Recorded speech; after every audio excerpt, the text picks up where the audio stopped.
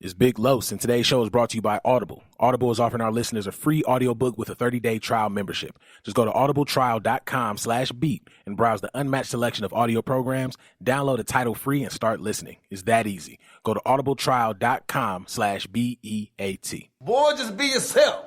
If people don't like you if you're being yourself, fuck them.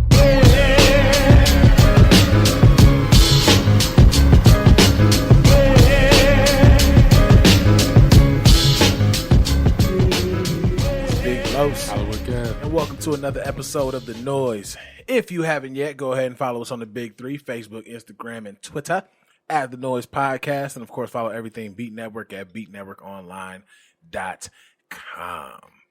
And also, every Friday, turn my mic up on the YouTube channel. We've had like a very consistent watches. Yeah, I appreciate that. It's pretty dope to see. To the cast that's been tapping in with us on the tube. We appreciate y'all. But make sure y'all subscribe to that Beat Network YouTube channel. You know what I'm saying? We got a bunch of dope shit. Even more dope shit than what we already do. That's going to be coming your way. And especially make sure you subscribe by next year. Because, oh boy. God damn it. Nigger. Shit. We got a whole bunch of shit coming y'all way. And as always, as we start this show off, my guy, Kev, how are you, sir? I'm good, man. Living this fucked up daylight savings time, but, you know. Nigga. I hate this shit. I was coming out of work. It was like 4:30.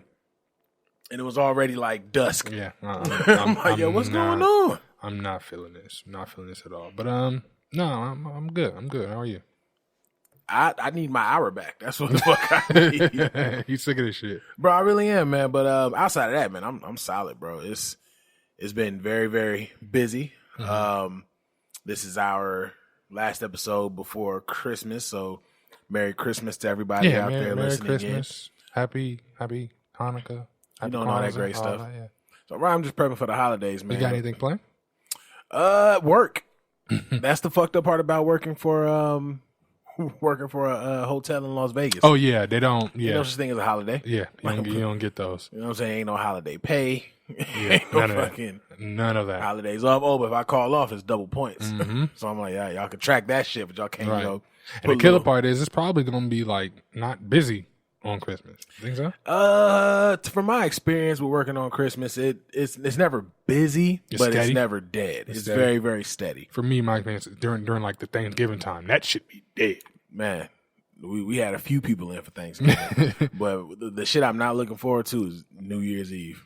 Oh yeah, that's gonna be nuts. New Year's Eve is just gonna be the most irritating thing. That's gonna be nuts to ever happen. Yeah, we ain't even got that many people staying with us. Yeah, because the fucking price is astronomical. Are fucking ridiculous, right? Motherfuckers is starting out at $400 a night, but that makes for the regular room, for a regular ass room that may be handicapped. You don't even know what you're getting. Like you over here, you should be paying a discount. But you're not. Yeah, I need that full price thing. That's nuts. The only thing that I guess irritates me about the New Year's travelers is everyone kind of comes in with the same fucking story. Like, oh man, we're paying all this money for this room and it's New Year's. Come on, you guys can give us a free upgrade. Like, nigga, no. No. You booked this in advance, motherfucker. No. Like, I can't do that for you, bro. We've had some people try the dumbest shit ever. I believe it. Trying to get free upgrades just for stupid shit. Motherfuckers ask straight up. It's my birthday. Do you guys do anything for that? I was like, well, first of all, happy birthday. But no. Secondly, that's about as far as it's going to get is this happy birthday. Yeah. And we're going to keep it pushing from there. Yeah. Man, I'm really looking forward to our year-end episode for Turn My Mic Up, which would be this Friday. Yeah, the next one, yeah. So that'll be the last one for the year. And we're ending it off right. Is that we're doing pretty much our own personal superlatives. Is going to be our year-end debate, which we can actually make this a whole tradition for Turn My Mic Up, because obviously there's going to be some shit to go on for quite some time. I can see that. We're going to be doing who had the best album of the year, who had the best song of the year, the best video of the year, and a bit of a toughie, who had the best verse. That one's going to be the one that stumps me. That one's I'm gonna have to sit with that. Like when we get done here, I'm gonna have to sit with that. Figure that shit out. Let me ask you though, because during my research and looking at it on some other hip hop shows, how do you feel about this year in hip hop in general? I think it was lackluster. It was very underwhelming, wasn't it? Yeah, I mean, don't get me wrong. We did get some dope albums, but it wasn't 2018. Nowhere near. 2018, and we were talking about this in the car. 2018 is probably the most stacked year we've had. Yeah, in this decade. Yeah, and to be all the way honest with you, probably in the 2000s so far, we've gotten some I don't know about that projects. We did, but I don't know about that. Maybe not the 2000s. Maybe we can stay the decade. Maybe to me, but not. I don't think we can go as far as the 2000 because it was from 2000 to now. That was what I was gonna say. To me, it'd be a tie between 2018 and 2003. Huh? We got a lot of shit. I mean, again, I would have to go look up, but I off the top of my head, maybe the decade, but I can't say full 2000s. We could definitely say the decade. I can rock with that. I can say the decade. I'm standing firm, standing strong. I'm more so curious to how the people are going to feel about it and what are their thoughts on who we pick. Oh, yeah, I want to see what they got to say. I can definitely see some motherfuckers trying to say we having a West Coast bias again, but no, it's not going to be the case. It's not going to be the case, and then they can't listen. I jumped out the window and said I'm not West Coast biased, but don't get me wrong, I still fuck with the West Coast, right? So you can't say that. And then like you said in the car, no matter where you're from, you're probably going to have some type of bias. You know what I mean? If you're predominantly on the West Coast, you're going to be biased to West Coast music. I think with us, with the collective that we have on that show, I think we do really good with our biases. Mm. Like, when we named our greatest debuts, granted, I can't really say there was a West Coast bias there, only because we had strong fucking reasons. True. It wasn't like y'all said, oh, the best debut was Dom Kenny, some trash shit like that. But come on. But no, that's exactly that. And even King Corey was talking about, he was trying to decide between Dr. Dre, Nipsey, and 50. Because he had 50 in his picks, and you had 50 as your pick. Mm-hmm. I'm over here trying to make a whole claim for it. Ain't no goddamn West Coast bias. Long story short, it's not. That's what we're trying to say. Big up to all the people in the Turn My Mic Up conversations group. Y'all go ahead and join that as well. We've made social media fun. Did we? I think we have, at least for our core hip hop heads. Yeah. I feel like we've given a platform for those people to really get in there and get their shit off. When Absolutely, it comes down to the game. Like that group is. I'm not gonna lie, I didn't expect like that group to be as booming as it is. You know what I mean? Maybe we might get a comment from somebody else like once a week or something like that. Like, nah, it's every day, all day. Every day is some new shit getting posted. Yeah, like I've never had my Facebook notifications going off as much as they do now. It gets annoying sometimes. I wouldn't say that. It does. That's why I click on there just to get the little red thing off, and then that's about it. Right. Depending on who says something. If somebody says something, I might go look. You know what I mean? But it'd be like 4 or 5 o'clock in the morning our time, but somebody on the East Coast just woke up 8 a.m. Yeah. They drop some shit like, come on, man, we ain't there yet. Dog. We ain't. Come on, dog. I'm saying this, but I'm completely bullshitting. Please keep posting, man. Oh, I yeah, love the conversations that are happening in there. Let me ask you something, because actually somebody just posted something in that group earlier. Let me actually pull it up while I sit here and go through the internet while talking through the time, so that way no one gets any kind of dead air. They just sit here and listen to the sultry voice of myself, which I gotta say isn't as sultry as normal, because my allergies are kicking my ass. Dog, I was in the crib the other day and just watching TV. Mm-hmm. And this is the fattest I've ever felt. I was in the crib, and as I'm watching TV, my breathing went from, then all of a sudden it just went. He started whistling. I'm like, yo, what the fuck? Where the fuck did this come from? Speaking of sultry voices, like last night I was up just listening to music, but with Spotify, like if I don't know what I want to listen to, mm-hmm. I'll just put on a playlist that goes to my mood. That's how a lot of the times I find out about different artists. Hell, that's how I found out about Brent Faiyaz. Just listen to different stuff. Mm-hmm. I don't know the playlist I was listening to last night, but it was Sabrina Claudio. Let me tell you something. That girl can sing so goddamn sexy. Yeah, man. She sings. I don't know why we canceled her. I don't really care. I didn't, but yeah, like. I can't even think of the song she was singing, but the way it was one of those like, yo, if a girl was to sing this to me, she gonna have a little night. Watch it. You saying this, we're gonna find out later she was in like Nazi memorabilia or something at the crib doing the Nazi salute. I'm gonna be like, look, I don't appreciate that, but Girl got pipes. She can sing. The girl got pipes. She can get the pipes. Listen, if we can say we like Kanye music, but not his fuck shit, I can do the same thing with her. Yeah. This is very true. It's very, very true. Except that gospel album. Yeah, we were having a whole conversation on the car ride here that I was finally like, okay, I'm gonna listen to this album out of pure curiosity, and because we do a goddamn hip hop show, so I'm like, I want to make sure I'm. That's not hip hop; it's gospel. So that's the gotcha, right? I forgot where the fuck I was at, but they were playing one of the songs from his album, and I'm listening. I'm like, they playing gospel in here? Like, this is a weird ass place to be playing gospel. And then I'm hearing the dude talking. I'm like, wait, that's Kanye's voice. So I asked the chick at the restaurant. I'm like, yo, is that y'all playing Kanye? She was like, yeah, this is the new album. Keep it. I'm like, nah, I'm okay. Keep it. I think I'm gonna pass on that. That was way too gospel-y for me. Like, don't get me wrong. The first single, what is it called? I wouldn't know. I didn't hear none of it. I forgot what the single that's out right now. I forgot what the hell it's called, but that shit slapped. But I was like, this is what the rest of the album's gonna give. I'm gonna have to say the name. Is she giving you that Catholic choir music? Some of it. Well, I wouldn't say Catholic choir. It's for sure a Southern Baptist choir for sure. Like, everybody in there eat collard greens and they put the turkey necks in it. You know what I'm saying? Like, it's definitely that choir for sure. But I found the post that somebody put up on Turn My Mic Up Hip Hop Conversations. They all drop an album right now, but you can only get one. Whose album do you get? I looked at that. Wu-Tang Clan, Jay-Z, Rakim, Lauryn Hill, Westside Connection, Dr. Dre, Nas, or Outkast. And I have to choose between them? You can only get one. I mean, personally, honestly, I'm not really looking forward from none of them. However, like that's because I'm not saying I'm not looking for it because it's going to be a bad album. I'm saying like those guys are like really like old. Like I'm not checking for music for them anymore. But if I have to choose any of them, probably Wu-Tang. Solid pick. I was gonna choose Wu-Tang, and the only reason I was gonna choose Wu-Tang is the reason that I'm choosing the people that I'm going with.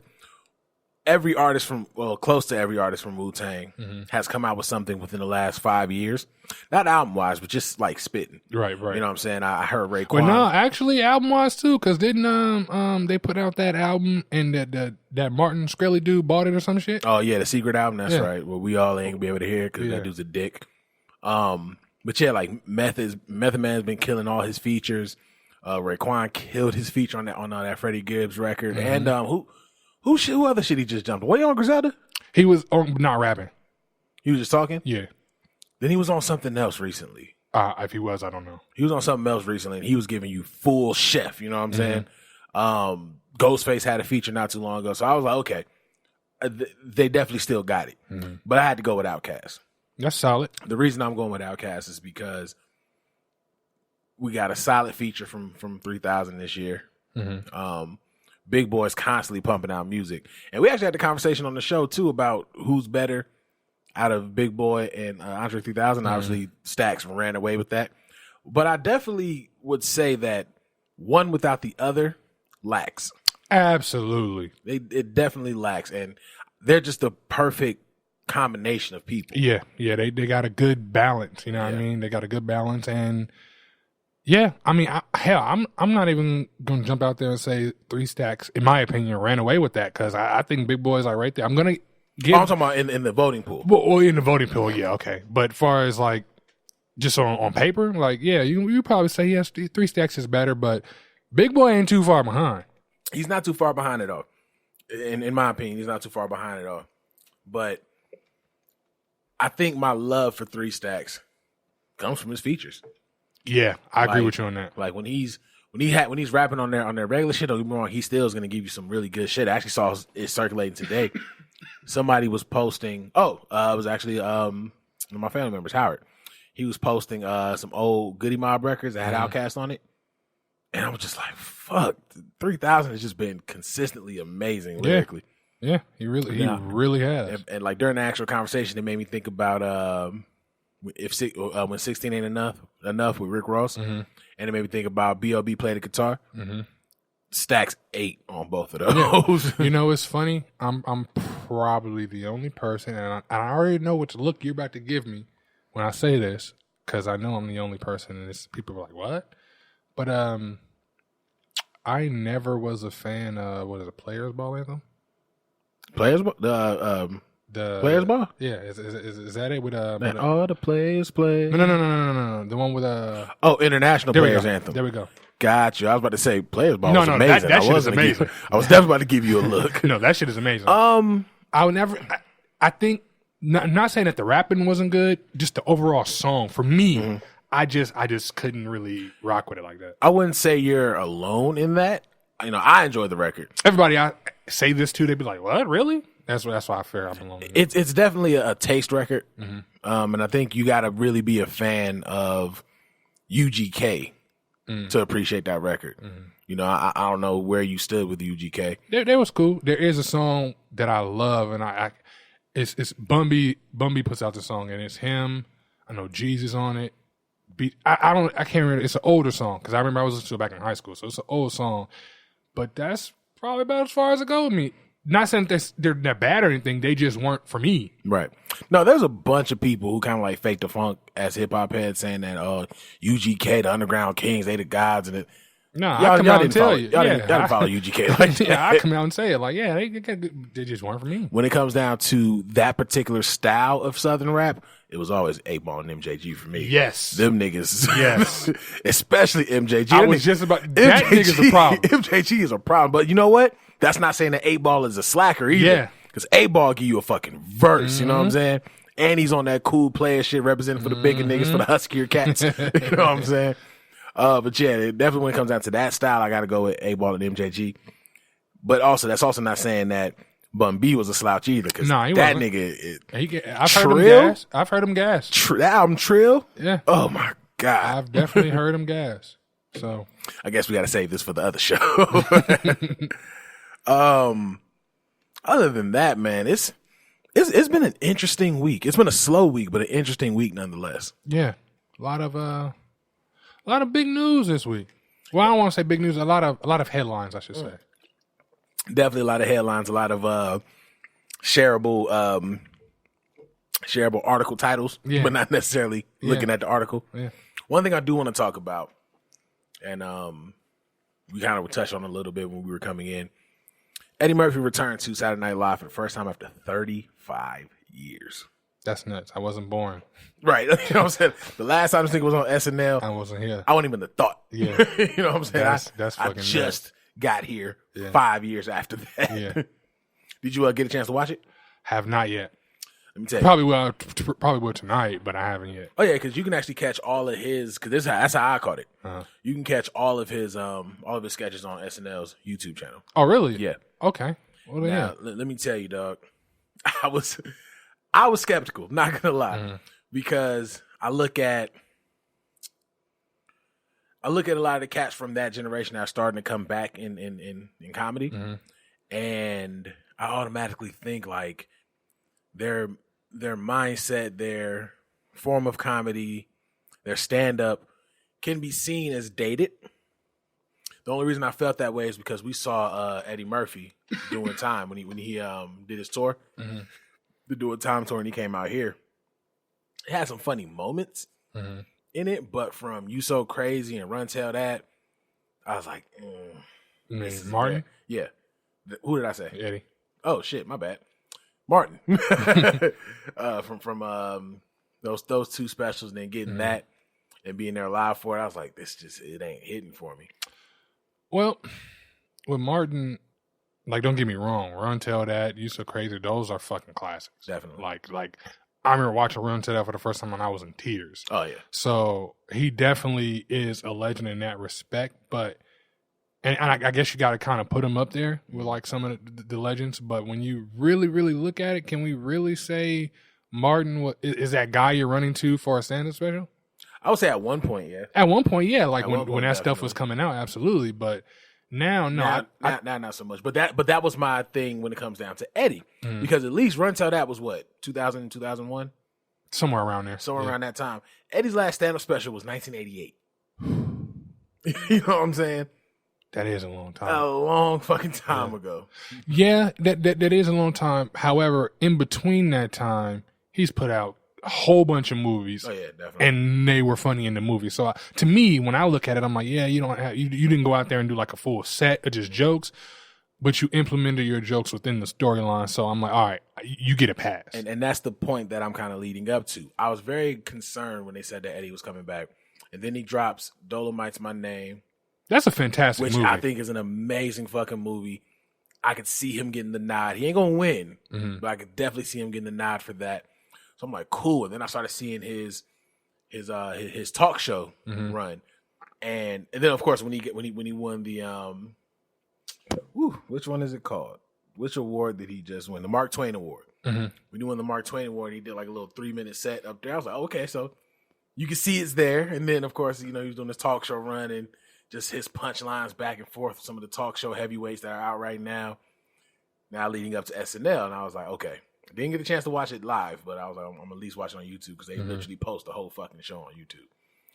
Mr. Robinson's Neighborhood, hilarious. Gumby, hilarious. The Buckley one was kind of trash. What else did he do? He did Black Jeopardy as Velvet Jones. Like, bruh, I was like, yo, Eddie's back. Yeah. I think a lot of those comedians. Well, first of all, I'm a firm believer that somehow, some way, in some shape or form, history does repeat itself. Absolutely. Right. So when we look at, you see that with music, everybody's sampling the shit we came up with now. Absolutely. So when we look at these comedians, like when they first came out, even though that was before our time, but from when we look back on the wheel, they were brash. They were saying whatever they wanted to say. You know what I mean? That's just how it was. And then as time progressed, everybody became sensitive. Yeah, soft and scared. So I want to say within the last year or two, we're in this place now where like, hey, yo, people are like, yo, quit being so sensitive. Right. So now these comedians are able to come back to do the same thing they did to get on, and it's hitting even harder because people are tired of them being sensitive. You get what I'm saying? That's why I appreciate Dave Chappelle outside of him being a comedic genius. I appreciate Dave Chappelle coming out with those specials because I feel like he kind of came up like, look, I'm gonna jump on the landmine, and it's either gonna blow up or we just gonna get back to what we normally do. Exactly. And having those 4 specials where he just said whatever the fuck he wanted to, and then Bill Burr followed up, and his stand-up special was amazing. He ain't pack away no punches.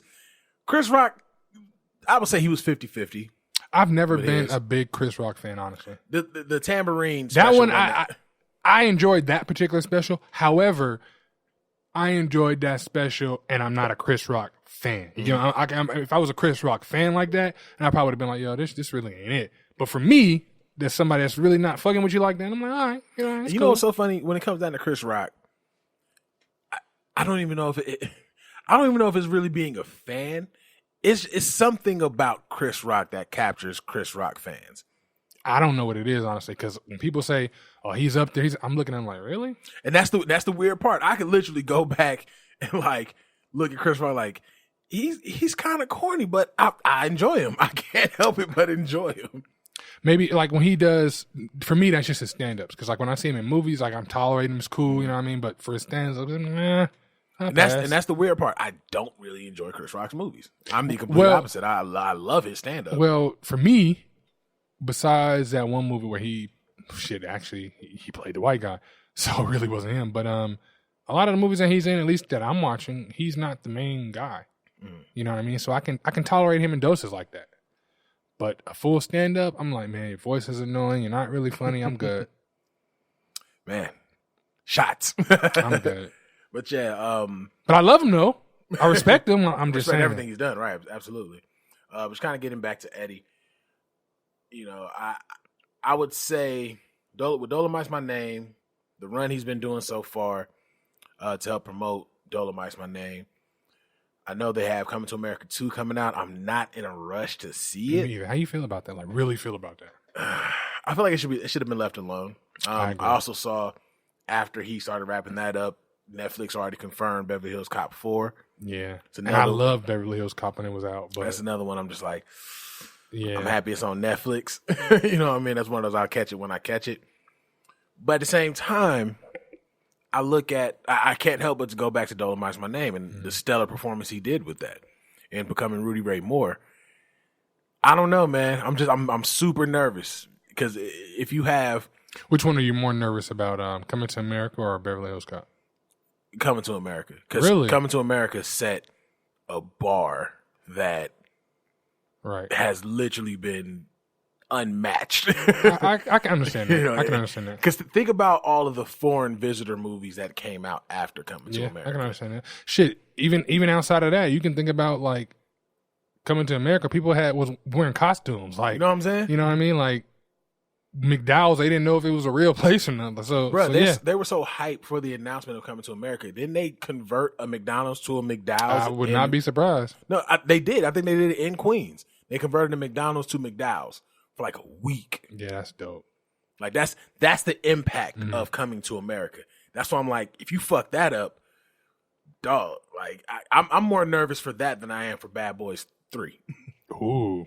And Bad Boys 3. I can understand that though. Because for me, I don't like when they do sequels of movies when it's been so long that's passed. You know what I mean? Like even in the movie world, it probably can happen back to back. But my nigga, what this was? When did the first Coming to America come out? Let's look it up. But it's definitely one of those before we were born type movies. No, I don't. If it was before we was born, it was like right there. I feel like it was somewhere between 89 and 91. As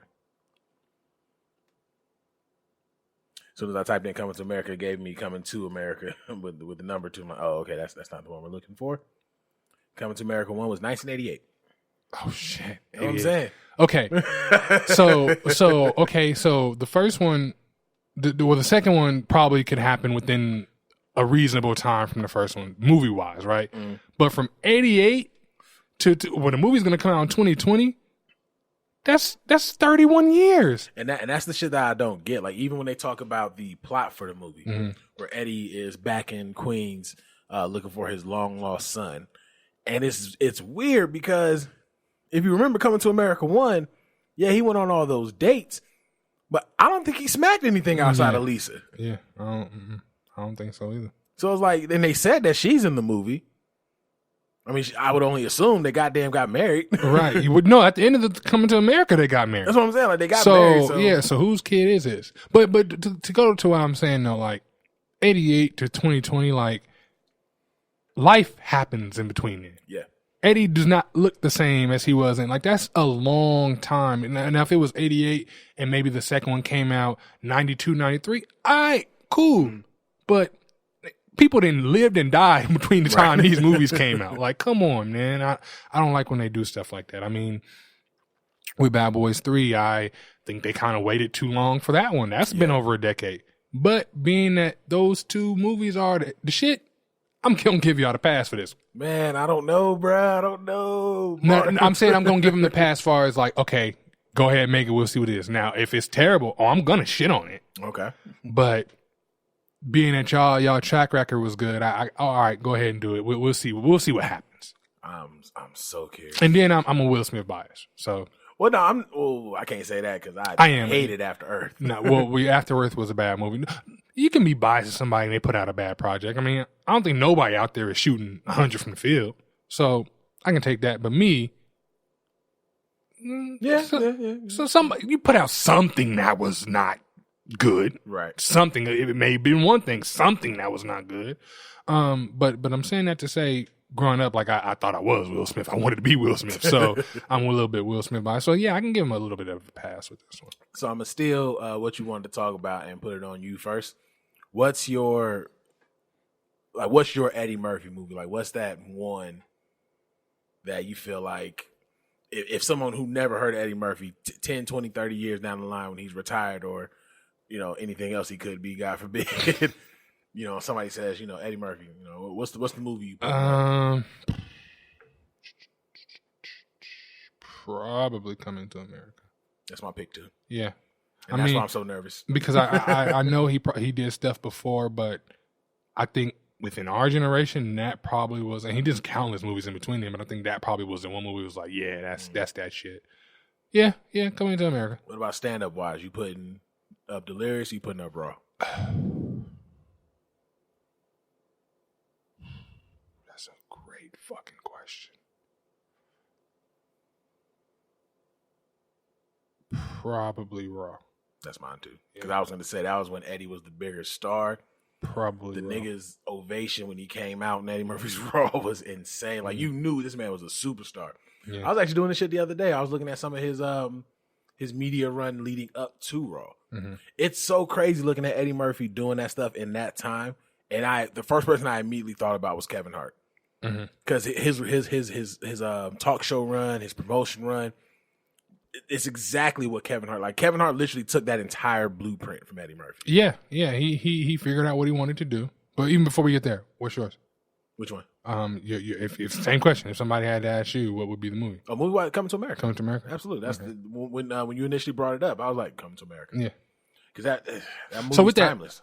That's the movie with tell. But what do you think is the movie that he acted the best? Yeah, he acted his ass off in. Oof, it would be between, and it's crazy because even then he was doing goofy shit. But to me, it'd be in between Dolomite's My Name. And, I hate you so much. I'm not saying it's a tie at least. It's between Dolomite's My Name and Dreamgirls.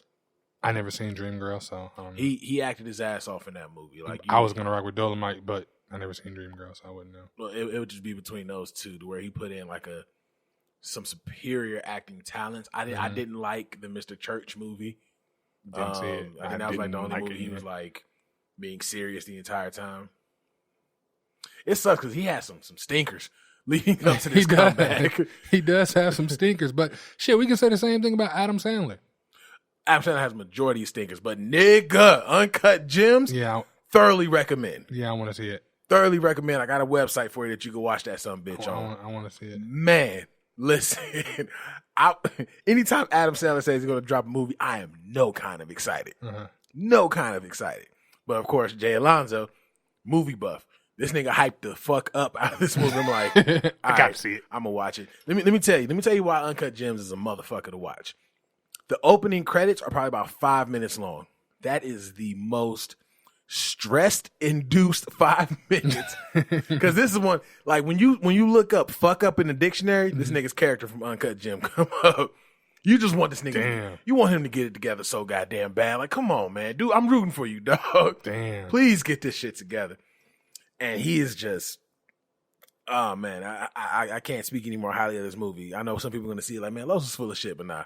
Nah, I do want to see that. That's and then I fuck with Adam. So he's a hooper, so I fuck with him. Yo, isn't it crazy like to consider a nigga like that being a hooper and being as good at hooping as he is? He's a hooper. Did you see the little video where he was in some gym where he was out there hooping like, dog? I remember when I saw him in Lil Nicky, and he was I think he was hooping against one of like the demons and shit like that. And I remember thinking like, okay, they're doing really good CGI or whatever, you know, going back and forth between the faces. And then somebody came out saying that Adam Sandler actually hooped. No, he actually hoops. And then once it came down to The Longest Yard, how he did, oh God, his whole name, the football player. That was who was that? That was his name just Michael Irvin. The way he did Michael Irvin, that shit, because Michael Irvin the hooper too. Dog, did you see the slam dunk contest with Michael Irvin years ago? Yeah. They usually players like him, T.O., I think even Chad Johnson, Calvin Johnson, like they can really hoop. A lot of them players, or like the bigger receivers, a lot of them started out hooping and just so happened to get in, be better in football. Yeah. So yeah, but no, Adam Sandler can really hoop. Little video I seen. When did Uncut Gems come out? This year. Well, obviously like last month. I want to say. Really? It's been that long? Might have been this month actually. It was this month. Okay. Well, I think right after, because it was a video, little video circulating. He was playing ball like 5-on-5 game, like with regular nigga, and was out there hooping. So me personally, I gotta respect that. Get balled up by a Jewish nigga, a short Jewish nigga, and you can tell he's every sense of our era, like when we were kids, type of thing. Because he was out there in some baggy shorts, some baggy shirts. Getting it in. His shoes looked too big, but he was out there giving buckets. Man, but the funny thing about Adam Sandler is, especially watching Uncut Gems, I think I enjoy him more as a serious actor. I can see that. Which is so weird, because he made his career off of comedy. All right, but I like to see when comedic actors get a serious role. To me, that just shows versatility, if they can do it right. Honestly, I'm not even going to say that because I ain't trying to piss nobody off. I kind of want to hear it. No, Tiffany Haddish. Oh, that's not going to piss somebody off. I'm pretty sure whatever you're about to say is going to be... She's not super funny to me. Like she may say some funny thing, she's not super funny to me. But when I see her in a serious role, it's not really it for me. Only type of serious role, even though she played comedy, but it wasn't as funny when she was the sister. It's a girls movie. That with Jada Pinkett and Queen Latifah, was that Girl Trip? Yeah, she actually did really good in that. Yeah, that was probably her. But that's the thing. That's what set her off. Was that role? Well, I think she was a little bit buzzing before then, but that's probably. Like, but you're right. Very little. Though. They're probably buzzing, but I'm trying to say I like when comedic actors can go in there and they give you a serious role that shows range. To me, that shows they actually took it serious. Because I mean, if you're, I don't want to say it's easy to be funny at all, but if you're a comedian and you've been on stage and been in that light, it's probably a lot easier for you to get on there and just be naturally funny. Right. But to go out there and you want to be serious. Now, you can do it the wrong way and people don't believe it, but if you do it the right way, I like to see that. I like to see that a lot. Something off. But yeah, yeah. So yeah, I'll check out Uncut Gems. I'm going to check that out. I'm telling you, dog, like, it's a motherfucker. Yeah, I'm going to check that out. He acted his ass off in that movie. Like I said, you just want him to get it together. So bad. So fucking bad. So yeah, kind of in the Eddie Murphy conversation. I'm very curious to what the two movies do. I don't know when he plans on doing the stand-up special. Obviously, he still has it in his blood. Ooh, but I just got to see what it is because he already kind of started off kind of finicky with me by coming back out and then just apologizing for everything he said in those two stand-ups. I'm like, yeah, I don't like that shit. I'm like, it's a different time. I don't like that shit. Even if it was that time with essentially me personally, that's kind of why I respect Kevin Hart so much. Because he said what he said again. I'm not saying sorry for that shit. Right. Like I mean, after the fact, he went on it. Yeah, but I mean, like, stand on your shit. You know what I mean? If you say some shit and somebody look back and, oh, yeah, that wasn't foul. Well, that's how I was feeling at that moment. That's what was going on then. Obviously, I've grown. I can look back and be like, yeah, that probably wasn't the best thing. But I'm not going to apologize for it. Right, because we all grow. Yeah. I think, but that's probably one of the reasons why I fuck with Dave Chappelle. That's why I fuck with him too, yeah. Because instead of going on an apology tour, he still made jokes about it and then explained in the jokes, you know, where one, these are just jokes, and two, if this is all these things offend you except the shit dealing with black people. That's why he's an architect in what he does. Absolutely. Speaking of clowns, Tekashi 6ix9ine. So, okay. I'm getting a little confused when it comes down to this case. So we know that he was initially looking at 36 years because he went in there and he did his Belle Biv DeVoe. He got reduced down to 2 years. Belle Biv DeVoe the way out of this one. I'm telling you. I'm gonna listen to that disc when I get home. Bro, I was just that shit is amazing. When we did the disc records show, I put it on. I was like, I'm about to listen to this shit 3 more times. Like, Making a Murder is easily one of the best disc records out there. So 36 years, because he was able to snitch, he got down to 2 years. Now, one thing I saw in an excerpt from the actual case is the judge was adamant. I don't give a fuck that you've already been in here 13 months. I'm not counting that as time served. I think eventually they will. But that's the weird shit that I'm looking at it. Because now his lawyers are saying niggas gonna be out by July next year. I think he'll be out by the summer. I'm so lost when it comes down to his case. First and foremost, I want to know how you feel after all that telling to know they was able to knock off 34 years of his sentence. Like, what? How does that make you feel? Well, if I was in his shoes, I'll feel a little conflicted because at the end of the day, yes, nigga, you're not gonna be in there for 34 years, so that's a plus. But at the same time, my nigga, I just sang like a fucking canary. Right. Like, my life is forever altered. Yeah.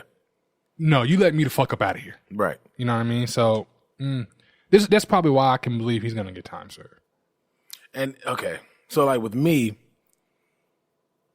I was having this conversation with RJ. Because RJ even came into the studio when we was about to record the last episode. He was like, man, I don't want to hear that shit where talking about he going to come back and be right back on his shit. Is he going to be right back on his shit? Absolutely not. He's going to be nowhere near the heights of where he was prior to going in. However, his fan base don't give a fuck about any of that gangster shit. They loved watching it. They loved idolizing him for it. When he started snitching, that's all his fan base was saying. Oh, if you was in there, you do the same thing. Oh, they tried to, like, they made excuses for this nigga. Right. And not only did I see it, his label saw it because they signed him to a 2-album, $10,000 deal. He's going to be fine. You know what I'm saying? He's not going to be at the heights that he was. Oh, but he's coming out to some money. And two, his fan base ain't go nowhere.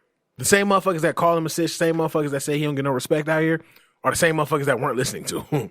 True. That is very true. But I think in his situation, it's kind of a catch-22. How so? Because you're right. Like, his fan base don't give a fuck that he snitched or did whatever he had to do to get out of that situation. They don't. However, what made them like him is that he was this, quote, thug, this gangster. You know what I mean? So to me, I'm like, he can't come out and be that. So what do you have to give for people to like you? Me personally, I'm looking at like, what do you do in general? Like, what do you do in life? Do you move to fucking Montana somewhere? Like, what do you do? Yeah, you can't tour. You can't tour, at least not in the States. You can't put yourself in any kind of position to right. just be wide open. And then you can't tour, at least safely in the States. You're gonna, when you get out, whenever you get out, you got 5 years of, what is it? Probation. Basically. So you can't go overseas. Me personally, I think he should get out, however they figure out where he's gonna be or whatever the case is, and I would just write a book. Get my money that way and try to disappear that way. Does Tekashi look like a nigga that can write a book? None of them niggas write their own books. They got somebody to write a book and all they do is talk. So he can really get it. Probably, I'm pretty sure he told majority of what he wanted to say, like in the trial, whatever the case is. But I'm pretty sure some shit he can put in, get a book deal. I'm pretty sure he can do that. But I'm wondering, what does he do at this point? Because to me, like, again, the shit that got you on, you can't do no more. Yeah, all that extra blood rap and shit like that, like that shit's out the window. Yeah, so what can you do? Unless he could make like a reggaeton album. I think one of the albums he set up is a Latin album.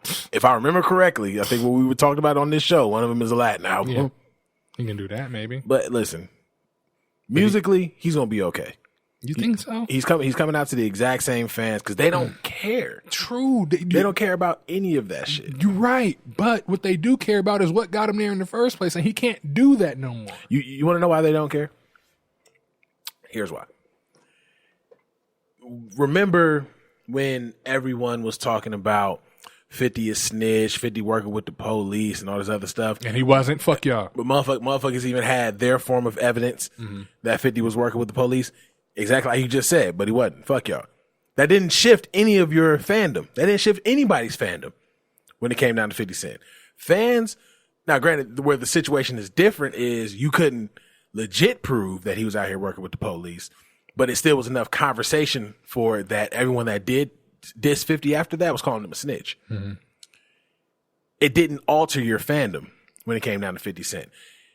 Fast forward to today, these little niggas don't give a fuck about gang life in general. Tekashi sold them a dream. Mm-hmm. They bought into the dream. They bought into the lyrics. They bought into the turn up.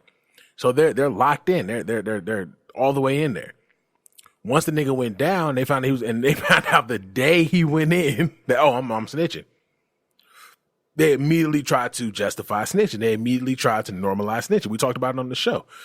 Nobody was trying to make it seem like snitching is a bad thing, snitching is going to get him killed, or anything like that. Mm-hmm.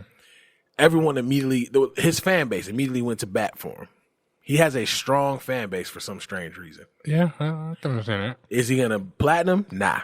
Is he going to, be where he was financially? Absolutely not. But as far as general sales and getting money from that, he'll be fine. So are you saying he comes out and does the same exact thing he was doing before, and you think that's going to work? I think he would just have to change the blood talk. But wouldn't you say that is kind of what got him to where the heights that he reached? His energy got him to the heights of where he's at. All the shit talking, the trolling for sure got him to where he's at. Now imagine. So with that, if we can say that that's what got him where he's at, do you really think he can come out and still do the same things? Oh, he's going to, because that nigga's stupid. He's gonna come out and do the exact same trolling. He's already saying he's going to turn down witness protection. He's gonna have just around the clock security. He still feels untouchable. Nah, he ain't making enough money for around his clock security. Not anymore. Nowhere near. No, even then, he wasn't making enough money. They were saying, I was reading back when, like 03, like when 50, this was right around the time, I won't say right around the time, but within a few years of him getting shot and coming out and all that stuff, he was paying $1 million plus a year for security, just for security. Tekashi wasn't seeing that kind of money then. Like, come on now. I just don't think that he's going to be able to get out and really do kind of the same things that got him in the position he was in. Like, he's going to have to find a different route. Now, he may have a strong enough fan base to where whatever that different route is, people are fucking with it, so he's making money that way. But I don't think he can get out and make that same kind of music, give you that same kind of energy, give you everything that he gave you before after this whole ordeal. Because now, outside of people wanting to kill you because you broke the street code, you got niggas that's out there gonna try to kill you for clout. Clout is a hell of a drug right now. Oh yeah, absolutely. So I don't know what that kid's gonna do. From that standpoint, oh no, his life will never be the same. It's like, but I'm telling you, man, his fans are fucking loyal. They are extremely loyal. It's insane how loyal these niggas are. When we go visual, we should just draw with Sharpies a number on our face and wear wigs. If this nigga fan base can be loyal, why can't ours? I'm going with 32. I'm going with Magic. Oh, no, never mind, because his story didn't end the healthiest. So I'm going to go with somebody else. All right, who got a good immune system? I'm drawing 6 or 23, one or the other. I'm being 99. Why 99? I don't know. He was like, because I like number 99. After that, it's 00 in infinity. One thing I am curious about, because I saw that Breakfast Club touched on it, and a lot of people were messaging Charlamagne about it, saying that Charlamagne or Breakfast Club will give him that big interview when he gets out. One thing that they said that I actually agree with, they feel as if he showed kids you can wild out, do whatever the fuck you want to do, claim whatever the fuck you want to claim, do all this trolling, all this extra shit, and you'll have an out, and you'll still be celebrated. So because of that, they're opting to not do a big interview with him. Would you want to do a big interview with him? Like, no, I wouldn't. Honestly, if I'm any of these media outlets, I wouldn't. He's radioactive at this point, because even if, maybe we can get out there and we can have a quality interview. But now I got to worry about my studio getting shot up. Right. I don't want them problems. Not over no fucking interview. With you? With Tekashi. Nah. It's, I mean, when interviewing anybody, it's not worth that, but especially not you, nigga. Like, nah, I'm good. So I don't fault him for that. And also, nigga, what are you going to tell me? You already told everything. Exactly. What can you tell me? Your side of the story? Nigga, you told the judge your side of the story. We read your side of the story. Right. Yeah, I don't, there's nothing. Yeah, from a safety standpoint, I ain't doing it. No. Not about to, even on a content standpoint, there is no content there. You gave it all up. But that's like what I'm gonna get into as well. From a safety standpoint, I ain't doing it, because as soon as you hear this nigga got an interview going on, somebody's gonna definitely be there, ready, willing, and able to shut down whatever the fuck is going on. Exactly. From a content standpoint, one, I don't know what the fuck he has to talk about, because he already said, and two, I think it's putting him back on the pedestal that he said he was going to get back to. After snitching. Yeah, you get out of jail, do all that snitching, get reduced time, and then the first thing you got is a major interview. No, fuck you, nigga. Like, because don't get me wrong. Like, I feel a lot of people that they deserve those second chances and stuff like that. But I feel like nothing about his mindset has changed. So I refuse to give you the platform to help win people back over. You know what I'm saying? Listen. You seen even before all this that his mindset ain't changed. When who died? Triple X died. Mm-hmm. Remember, he came out when it was, I don't know if it was live. It was something on Instagram. He was like, I'm going to cut all that trolling and shit. That's why this nigga waited 48 hours and was back at it. That's why I don't believe none of them niggas. When Trippie Redd said we ain't doing nothing unless it's weed, I guarantee that nigga is sipping lean right now. Maybe. Right the fuck now. I don't believe in it. But that's kind of the point that I was initially making. Like, they fans don't give a fuck, because they don't give a fuck. Yeah, you got something with them that. Niggas ain't looking to change shit. They just want to be lit, be turned, and do whatever, to do whatever comes with that lifestyle. You may have something with that. But yeah. So with that being said, he gets out, right? And let's say, I don't even know if this deal is real or not, but let's say it is. is 10 mil going to be enough to sustain him for however long? Right. I just realized I said 10 stacks is definitely a $10 million deal. But even then, is that enough? Is enough to sustain him? No. I mean, especially if you do this around the clock bodyguard shit. And let's say let's just say it's a flat meal a year for everything that you got. My nigga, you got 10 years just off your security alone. And people don't forget. You can't tour. So yeah, I don't see it. His fans gonna make sure he's okay. Financially at least. I will say this though. If you motherfuckers make sure this nigga's okay, I'm gonna have a lot of shit to talk. I got a whole lot of shit to say. Because I'm gonna be highly upset y'all make this man. Y'all protecting the wrong motherfuckers right out here. But again, they don't give a fuck about that kind of shit. And it's funny too, because I remember when I first seen it, I don't even know what I was watching. It was long ago. And I first seen like his face. I was like, this kid is really on TV on a video with rainbow hair and tattoos all on his face. And I'm like, yo, this shit is a joke. Like I knew right then and there this shit was a joke. So for it to come out now that this motherfucker is this, I'm like, yeah. And on top of that, they said the police said whenever he gets out, he still got to cooperate. Yeah, I saw that article too. Like, damn, you got Mo talking to do? Are you kidding me? How with that, I guess with all that information, I can't see it being good for you when you get out. And if it is good for you, just how I grew up and the niggas that I was around, if it is good for you, it's not good for you people. Exactly. You saw that with Nipsey Killer. Yeah. Now, I feel like his people probably jumped into witness protection because that is interesting, the fact that you brought that point up. You haven't heard about any other Hernandez family being, right, you know what I'm saying, fucked up or anything like that. They probably said, like, fuck that, I'm going into protection. Mm-hmm. I am now Phil. I ain't so-and-so nothing. Nah, nigga, I'm Phil. No last name. No need for one. Nigga. One name like McLovin. I'm now Phil. I don't give a fuck what you got to say. It's gonna be interesting, man. Yeah. I've never been so ready for 2 years to pass. Honestly, again, I think he's gonna be out by summer. Well, I truly do. I think with time served and quote unquote good behavior, because they can't put him in gym pop. But that's what I was gonna say. I think he's gonna be out. If he gets out for anything, it'll definitely be like good behavior. Yeah, I feel like that's what's gonna happen. I truly do. It's gonna be 2020 is gonna be a very interesting year. Oh yeah.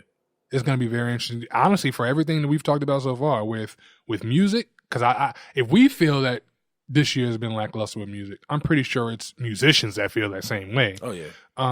With comedy, I think now with the Dave Chappelle special, with the Billboard special, with Murphy, I think a lot of comedians are going to come out and be like, "No, we can get back on our shit again." Right, we can actually rock. And then on entertainment purposes, with this kid, we don't know what's going to happen once he get out. For all we know, this thing can walk out the gates and get clipped. We don't know. So I think 2020 is going to be an interesting year. I look forward to seeing all of it. Yeah, it's going to be great. We need to speed up. I'm lying. Slow the fuck down. Nigga, I blinked and I was 30. I just came in the kitchen to make a sandwich. Nigga, I'm 30 now. Goddamn. You know what's funny? Being that since 2015, I've been dealing with kind of physical health issues. I can honestly say, at 30, like, don't get me wrong, that first month, maybe two, it was a struggle. But I feel good. Okay. I generally feel good. Now I'm like embracing this 30s. I found a couple gray hairs. I'm not happy about them, but found a couple gray hairs. I'm like, this is happening. It don't happen for most. It's happening. Bro, I keep finding gray hairs in my beard. Oh yeah, I'm looking, bro. You got like a whole little okay, side. I get it. I'm getting a little ashy. I get it. You got the salt and pepper thing. Get a little sprinkled out here. Yeah. But you know what though? I'm gonna be all the way real. I see a lot of people do it. When they start getting grays, they start plucking this shit out, or they start like dying the shit. Nah, I'm letting it rock. I'm letting my shit rock. I'm letting it rock. How do you feel about this? Listen, before I say this, I'm not saying it as a way that you would need it or anything like that. Mm. But how do you feel about these guys? I know you've seen the videos. They usually are bald men or barred men. They're getting these hairpieces. How do you feel about that? That shit is weird. Or how do you? I feel kind of way watching LeBron suffer. Well, or how do you feel about because I know they got now. I guess it was the same shit. Tiger, Torlins, all them got where they can give you shots, and it's like your actual hair that grows. How do you feel about that? Would you do that? Nah. Actually, I don't miss having hair. To be honest with you, I kind of understand. This is. You got a good shape head. Pause. You got a good shape head for a baldy. Appreciate you. Baldy, first of all, that's like the F word to us bald people. Oh, my bad. You got to relax. Nah, like to me, first of all, I ain't got to spend $25 a week. You know what I'm saying, to get all my shit put together. Shit, 25 now. That's what I'm saying. And you know what I'm saying? Like for the haircut and the full beard, you know, niggas be tagged. They charge like $15 just for the beard. Nah, I've seen. Well, my barber, like me and him got a rapport, so I don't pay that much. Mm-hmm. But nah, I think people be paying like $35-$40 for like cut. You. I'm like, nigga. See, look, I'm glad I missed that wave. The last time I got my haircut, it cost me $15. The last time I got my haircut. I'm slide my guy 20 and I'll be straight. But now I'm like, bro, all I gotta do is buy some razors and they'll last me for a month. Fucking, I line my own beard up. So shit, I don't miss that shit. Like I said, I feel bad when I see LeBron out there struggling. I forgot which game it was. That nigga's whole front end of his hair was coming up. I think he's trying to hang on to it because I think he knows that he don't have the right head for a bald head. Right. You know, Jordan, he had the right head for a bald head. Kobe had the right head for a bald head, if you will. Mm-hmm. LeBron, no, he don't got that, so he's trying to hang mad on. Square. Exactly. So I think he's trying to hang on as long as he can. Nah, yeah. So I'm kind of cool off of that. Did you see the fake kidnapping shit? Yeah, and it's funny. Actually, RJ posted something on Facebook. Because I didn't know about it. It was like early in the morning. I didn't know about it. Mm-hmm. And I looked, I was like, whoa, that's why I don't like seeing shit like that. But I was like, yo, let me go see what happened, because it sounded like it was like some real shit. And I watched the video, and at first glance, even though I didn't post about it, I've learned not to wait to actually give my comments on certain shit. Right. But I seen it, I was like, yo, this shit is really going on. Like nah, like I got daughters. Like nah, this nah, right? And then it's been like specifically black women, right? And then for a couple, what was it, like 2 days later or some shit like that, to come out and say it was fake, I was like, whoa. That's how you know. And then I think they said the dude that helped was her 23-year-old boyfriend. That nigga needs to be locked up. Oh, yeah, he's out of here. He needs to be. It's rap. Yeah, we gonna deal with her and whatever the case is. But that nigga gotta go. Now, first of all, first thing I want to say, we gonna get you on being a pedophile and kidnapping, motherfucker. Fuck right, you. Like, even though it was staged, nigga, I saw somebody get kidnapped. Right. So I'm gonna rock with that. Or conspiracy to commit kidnapping. We locking your ass up. Something need to be done. Dog, do you remember being in high school and hearing women talk about, oh yeah, my boyfriend 22, 23, he's in college, yada yada. Now you see that shit, you be like, ugh. Yeah, and it's funny because when we were kids, we 14, 15, 16, and we hearing that, we like, shit, that nigga cool. You know what I mean? We just thinking like, I don't want to say he's cool for dating a younger chick, but the perception that the girl gives is that this is just a cool ass nigga. Never thinking like, you're fucking a child. Exactly. Now you're looking at you like, nigga, get your nasty ass away from me. Right. So yeah, man, I look at all that shit, man. It doesn't make sense. Like, I'm pretty sure, and to our knowledge at least, y'all let me know if some more shit has come out since we put out this episode. To our knowledge, she hasn't explained why she did the shit. Yes, she did. She did. Okay. She explained it because her family was wanted to move back to Honduras, and she didn't want to go. She wanted to stay with her nigga. Yeah, she wanted to stay in the fucking Bronx. And that's exactly what I was about to say. I guarantee you she did that shit to stay with her nigga. Mm-hmm. But I don't even have to say it now because that's exactly what the fuck she did it for. What the fuck? Yeah, what the fuck? Because don't get me wrong. You could probably get away with that shit back in like 2000, 2003. Not in 2019. Well, definitely not in 2019. But even now, like, don't get me wrong. When we were moving out here, I didn't want to go. Mm-hmm. I was fucking miserable when we first got out here. But, you know what I mean? You adapt and you understand. But to pull some shit off like that, even outside of the kidnapping, let's say it was just they just took her and they left. Mm-hmm. All right, that's one thing. But nigga, you was out there fighting my moms. Right. Like, how do you think this is cool? I just don't understand, and I think it's dangerous. I think not only is it dangerous, not only was that situation dangerous, because maybe moms was on her P's and Q's that day. Maybe she pulled out something that started thumping. You know what I mean? Like, who knows? But it's dangerous because we do have black women that are actually getting kidnapped. Like, every single time, no matter when I do it, it can be multiple times a day. If I open up one of these social networking platforms, there's always RT, this girl is missing, or RT, that shit's devastating. So to know that you were out here doing this because you didn't want to move back to a country that's, I don't want to say it's less fucked up than this, but you didn't want to move back, like, come on. Now, one thing I will say that the only positive thing I took from all of this was that shows our power. Once when we heard that this little black girl was kidnapped, oh, nigga, the world, the country, got prepared. Like, okay, boom. When was the last time she was seen? Look for this girl. She was last seen in this area. This is what the car looked like. Like, we got on our shit. Mm-hmm. We need to be that way every fucking time when it comes down to these missing girls. That was curious to me. Like, don't get me wrong. I'm glad that, they figured out this situation, got it hashed out. But it's curious to me on why it happened with them and not anybody else. Is it because of the video showing the mom fighting back? The video was just crazy to look at, or like what? I'm curious to know on why that is. I kind of have two theories. One theory being the mom knew who dude was. You think so? There's no way you're dating a 23-year-old nigga and your mom ain't privy to that. No, I don't know about that. Come on now. He had to come around. He had to come around the block once or twice. Listen. I don't know what type of girls you been around growing up, but I know some sneaky bitches. I don't know about that. Yeah, I definitely know about. I can see both points. I can definitely see your mom's knowing what the fuck is going on, but I can also see 3 points. See your mom knowing what the fuck is going on, but I can also see your mom's not rocking with it. So that leads me to believe that your mom didn't know what's going on because you know your mom wasn't rocking with it. Right. Well, like I said, that's just theory number one. Because, I would see, obviously, I used to see a lot of girls, especially back in those times, being sneaky with their older dudes. Mm-hmm. But then also saw a lot of the ratchets would have an older dude and had no problem flossing dude. You know what I'm saying? Right. So, I can't speak for who this girl was. She's 16. She's a child. You know what I'm saying? Mm-hmm. She makes whatever decision. She's 15 or 16? 16. 16. So I can't speak on that. My theory number two is at least why she was able to get, found so fast compared to all the other girls.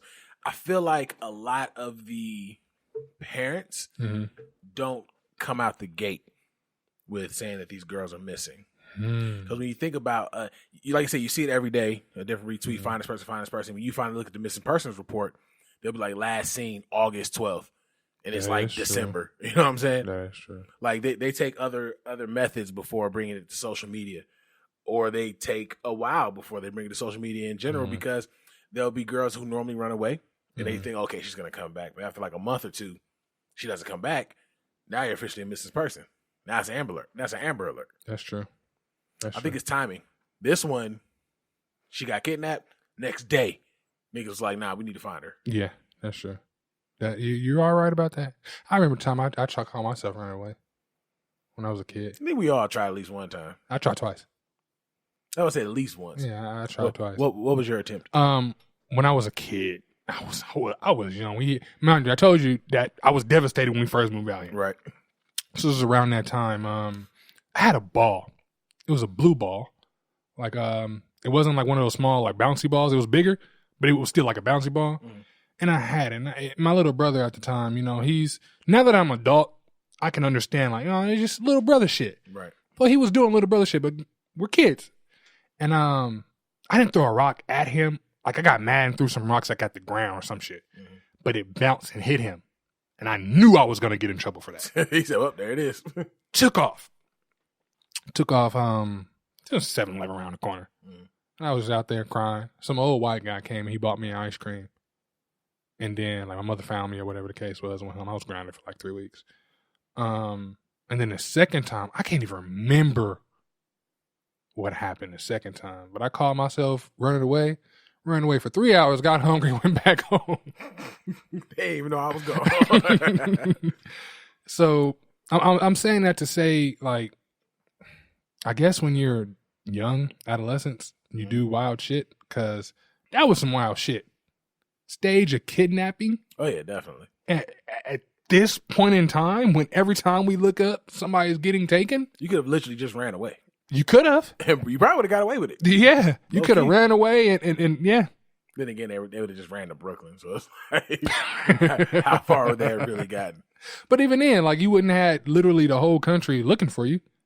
Yeah, that's true. You'd have changed the whole landscape. You kind of could have got some time away. Bro, when I tried to run away as a kid, I was just doing stupid shit as a kid. Like, I remember we were at 7-Eleven in L.A., and we were living off of Murrayfield at the time. That should let you know straight up. That's in the Crenshaw district.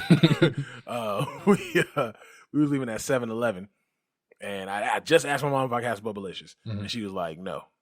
So I'm like, oh, I'm going to have the Bubblicious. So I took the shit. So we're walking up the stairs. What type of kid just asked for fucking Bubblicious? Bro, I was young. I wanted some goddamn gum.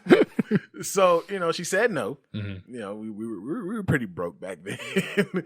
And I was like, fuck it, I'm gonna take the Bubblicious. Mm-hmm. So we're walking up the steps in our apartment. We're on like the fucking 5th floor. No elevator. This is Jesus Christ. Broke. We're walking to like the 5th floor. My dumb ass takes out the Bubblicious and proceeds to open up the pack to eat a piece. Stupid. Mom turned around. She was like, "What's that?" I was like, "Fuck you get this Bubblicious."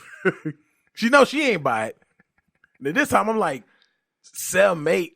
So she know my broke ass ain't buy it. And she know that you know not to take shit. And she told me she wasn't getting me the shit. So she immediately knew that I had to have stole it. Mm-hmm. So the first thing, wait till your daddy get home.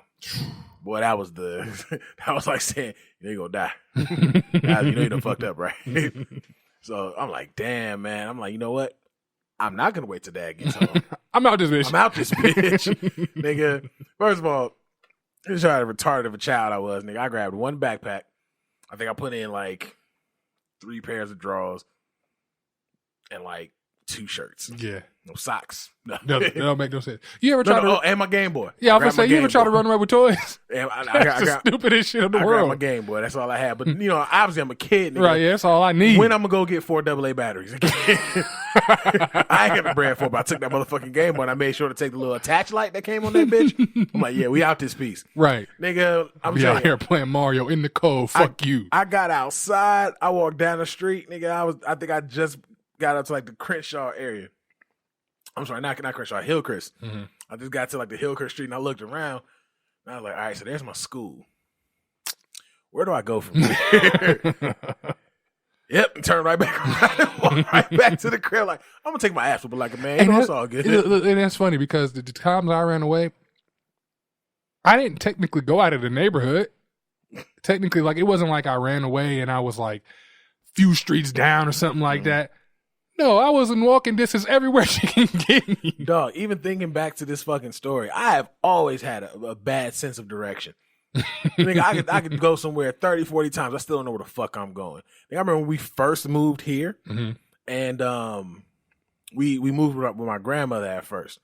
And I'm so used to getting, taken to school. Mm-hmm. Whole time, my grandmother West Indian, she go, fuck me, you better man the fuck up and deal with that shit. My grandmother, she kept saying, eventually, you're going to have to walk to school. Mm-hmm. My school wasn't too far. She's like, eventually you're going to have to start walking to school because she didn't want to get up that early. Mm-hmm. Oh, out of nowhere, the car won't start. You got to walk. Man, this about a bitch. Now, mind you, the walk to my school where we stayed at maybe 10 minutes. Mm-hmm. Maybe. Because the drive was there and back. Right. So the walk is probably about 10 minutes. Nigga, 30 minutes later, my ass is on the freeway. God damn. I'm on the freeway looking like Bowfinger, nigga. You remember that scene from the movie? He's Emily, God, Emily. That's me, nigga. Ain't no phones. Ain't no phone, nigga. I'm just sitting there just, nigga, let me tell you, nigga, if kidnapping was as prominent as it is now, I'd have been out this bitch because, nigga, some random ass white lady just pulled up and she was all like, she's like, oh, what are you doing out here? What are you doing? She was like, where do you live? I said, I don't know. So she takes me to her house again. I'd have been out of here. I'd have been dead. Like yeah, you'd have been gone. But she takes me to her house. We get ice cream. Yay. White folks love giving us nigga babies ice cream. She could have gave water. They know we lactose intolerant. Why they give us this shit? I'm about to have all the gas when I get home. So she was like, what's your phone number? I'm like, I don't know. I don't know where the fuck we at right now. I'm about to be a victim. This is what's about to happen. So my grandmother, unbeknownst to me, and this is back in the day. So she puts the little contact sheet, like a whole little index card inside my backpack. Yeah, yeah. So the lady calls. Again, my grandmother's West Indian. This white lady saved my life. She didn't give a fuck. She ain't say thank you. Anything. She pulled up. She's like, your grandmother's outside. I got in the car. She looked at the white lady, looked back at me, and drove the fuck off. I was like, you can at least give her like appreciate it or something. You know what I'm saying? You ain't never seen that white lady again. Never again, dog. It was for all we know, that lady dead. Dog. And again, I'm saying for the third time, this is for anybody that got West Indian family members, Jamaican, Caribbean, whatever the fuck you claim. When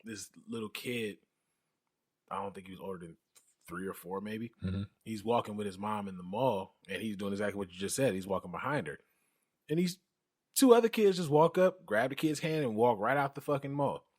Mother never noticed, bro. They found that kid tortured to death. Yeah, in one of the one of like nearby parks where they smashed his head with a brick, sodomized him. Like they put that kid through a living hell. It's a lot of sick motherfuckers out here, and not only just the ones that like the sex traffickers or the adults. It be motherfucking kids that be sick like that too. Oh yeah, because they got all this curiosity, man. And it's worse now. It's worse now. Motherfuckers that, bro, school shootings are a norm now. Yeah. You know what I'm saying? Based off just the shit that they out here seeing, man. Just be present. Yeah, just be present. Long story short, just be present. And I'm even taking a step farther. I feel like if you're a woman, you should have this, but I feel like especially if you're a black woman, you should be carrying a firearm. Oh, absolutely. You should have some kind of weapon. You should be carrying a firearm. I'm not gonna say some kind of. You should have a firearm because if you got a taser, if you got a knife, yeah, that may be able to back somebody off, but that shit don't work all the time. Right, and that's also the sucky part about being black in America is like now you got a gun to protect yourself, but now you also have a gun to be. He got a gun, she got a gun, and take 6 warning shots. You know what I'm saying? Yeah, that's the difficult part. It's a sucky catch-22. That's the very, very difficult part. But man, I'm gonna be honest. Being black in America, like I said before, being black in America is hard, it's dangerous, but it's just lit. And how I am right now, like, if I got a firearm on me and I feel threatened by anybody, I'm pulling that bitch. Right. And I'll deal with whatever consequences later. Right. Me personally, I'd rather be in a jail for 6 years and be under the dirt. Forever. No, definitely. Absolutely. That's just me. So, and I'm saying to say like women, just get on your shit. Definitely. Get on your shit. Stop relying on some of these niggas to be there. Stop relying on all the shit. Rely on yourself and actually get the shit done. Because if you ain't got you, ain't nobody got you. Facts. Well, that was a very bright ending to the show. Kev, let the people know where they can find you at, brother. _ Hollywood Kev _ on Twitter. _ Hollywood Kev on Instagram. At Big Los IG on IG, Big Los 89 on Snapchat. Bro, I was just having this conversation with Skylar the other day. I was going through my Snapchat. I'm like, who the fuck are these people? Then I was like, oh, I do give my Snapchat out on. Bro, I swear, it's like 4 people in particular that I was looking like, do I know who you? Who the fuck are you? So then I see the name. Okay, I go to Facebook, no mutual friends. But I'm like, all right, but you exist. So who the fuck are you? You know what I'm saying? Or they'll be from Vegas. Mm-hmm. And I'm like, yeah, you from Vegas and we ain't got no mutual friends? Like, who the fuck are you? And I'm like, oh, you could be a follower. You could be. If so. And if you're listening, say hi. Yeah. I don't know who the fuck you are, but I'm sorry I don't post that much. At the Noize Podcast on Facebook, Instagram, and Twitter. And of course, everything Beat Network at beatnetworkonline.com. Turn my mic up every Friday on YouTube. YouTube.com/Beat Network. As always, we appreciate you guys tuning in. As always, we appreciate the support. And as always, it's Big Los. Hollywood Kev. It's the Noize.